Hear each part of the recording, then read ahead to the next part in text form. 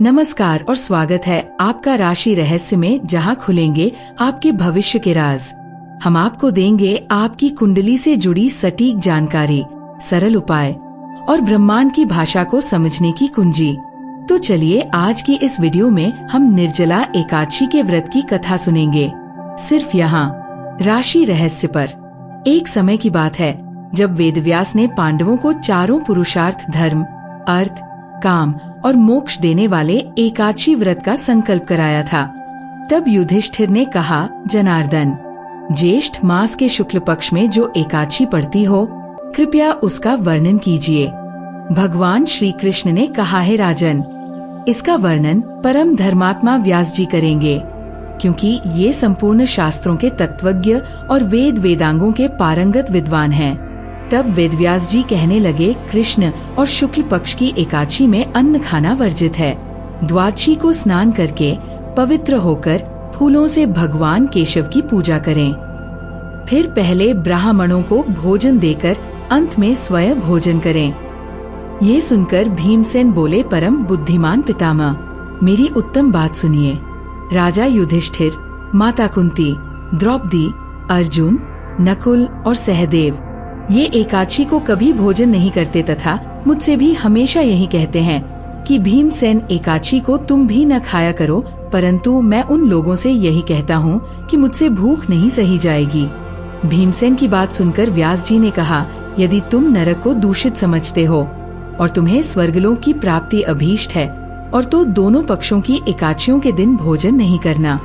भीमसेन बोले, महाबुद्धिमान पितामह, मैं आपके सामने सच कहता हूँ, मुझसे एक बार भोजन करके भी व्रत नहीं किया जा सकता, तो फिर उपवास करके मैं कैसे रह सकता हूँ। मेरे उदर में वृक नामक अग्नि सदा प्रज्वलित रहती है, अत जब मैं बहुत अधिक खाता हूँ तभी ये शांत होती है। इसलिए महामुनि, मैं पूरे वर्ष भर में केवल एक ही उपवास कर सकता हूँ, जिससे स्वर्ग की प्राप्ति सुलभ हो तथा जिसके करने से मैं कल्याण का भागी हो सकूं। ऐसा कोई एक व्रत निश्चय करके बताइए, मैं उसका यथोचित रूप से पालन करूंगा। व्यास जी ने कहा, भीम, ज्येष्ठ मास में सूर्य वृष राशि पर हो या मिथुन राशि पर शुक्ल पक्ष में जो एकादशी हो, उसका यत्न पूर्वक निर्जल व्रत करो। केवल कुल्ला या आचमन करने के लिए मुख में जल डाल सकते हो। उसको छोड़कर किसी प्रकार का जल विद्वान पुरुष मुख में न डालें, अन्यथा व्रत भंग हो जाता है। एकादशी को सूर्योदय से लेकर दूसरे दिन के सूर्योदय तक मनुष्य जल का त्याग करे तो ये व्रत पूर्ण होता है। इसके बाद द्वादशी को प्रभात काल में स्नान करके ब्राह्मणों को विधि पूर्वक जल और सुवर्ण का दान करे। इस प्रकार सब कार्य पूरा करके जितेंद्रिय पुरुष ब्राह्मणों के साथ भोजन करें। वर्ष भर में जितनी एकादशियां होती हैं, उन सबका फल इस निर्जला एकादशी से मनुष्य प्राप्त कर लेता है। इसमें तनिक भी संदेह नहीं है। शंख, चक्र और गदा धारण करने वाले भगवान केशव ने मुझसे कहा था कि यदि मानव सबको छोड़कर एकमात्र मेरी शरण में आ जाए और एकादशी को निराहार रहे तो वह सब पापों से छूट जाता है। कुंती नंदन, निर्जला एकादशी के दिन श्रद्धालु स्त्री पुरुषों के लिए जो विशेष दान और कर्तव्य विहित हैं, उन्हें सुनो। उस दिन जल में शयन करने वाले भगवान विष्णु का पूजन और जलमयी धेनु यानी पानी में खड़ी गाय का दान करना चाहिए। सामान्य गाय या घी से बनी गाय का दान भी किया जा सकता है। इस दिन दक्षिणा और कई तरह की मिठाइयों से ब्राह्मणों को संतुष्ट करना चाहिए। उनके संतुष्ट होने पर श्रीहरि मोक्ष प्रदान करते हैं। जिन्होंने श्रीहरि की पूजा और रात्रि में जागरण करते हुए इस निर्जला एकादशी का व्रत किया है, उन्होंने अपने साथ ही बीती हुई 100 पीढ़ियों को और आने वाली 100 पीढ़ियों को भगवान वासुदेव के परम धाम में पहुंचा दिया है।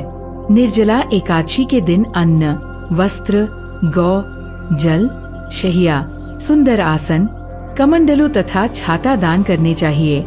जो श्रेष्ठ तथा सुपात्र ब्राह्मण को जूता दान करता है, वह सोने के विमान पर बैठकर स्वर्गलोक में प्रतिष्ठित होता है। जो इस एकादशी की महिमा को भक्ति पूर्वक सुनता अथवा उसका वर्णन करता है, वह स्वर्गलोक में जाता है। चतुर्दशी युक्त अमावस्या को सूर्य ग्रहण के समय श्राद्ध करके मनुष्य जिस फल को प्राप्त करता है वही फल इस कथा को सुनने से भी मिलता है। भीमसेन। ज्येष्ठ मास में शुक्ल पक्ष की जो शुभ एकादशी होती है उसका निर्जल व्रत करना चाहिए। उस दिन श्रेष्ठ ब्राह्मणों को शक्कर के साथ जल के घड़े दान करने चाहिए। ऐसा करने से मनुष्य भगवान विष्णु के समीप पहुंचकर आनंद का अनुभव करता है। इसके बाद द्वादशी को ब्राह्मण भोजन कराने के बाद स्वयं भोजन करे। जो इस प्रकार पूर्ण रूप से पापनाशिनी एकादशी का व्रत करता है वह सब पापों से मुक्त हो आनंदमय पद को प्राप्त होता है। ये सुनकर भीमसेन ने भी इस शुभ एकादशी का व्रत आरंभ कर दिया। ये व्रत न केवल आत्मशुद्धि का माध्यम है बल्कि समस्त पापों से मुक्ति और भगवान विष्णु की अनंत कृपा प्राप्त करने का दिव्य अवसर भी है। तो मित्रों, हमें उम्मीद है कि आपको जानकारी पसंद आई होगी। जानकारी अच्छी लगी हो तो वीडियो को लाइक करें, शेयर करें और ऐसे ही रहस्यों को जानने के लिए सब्सक्राइब करें राशि रहस्य यूट्यूब चैनल को। धन्यवाद।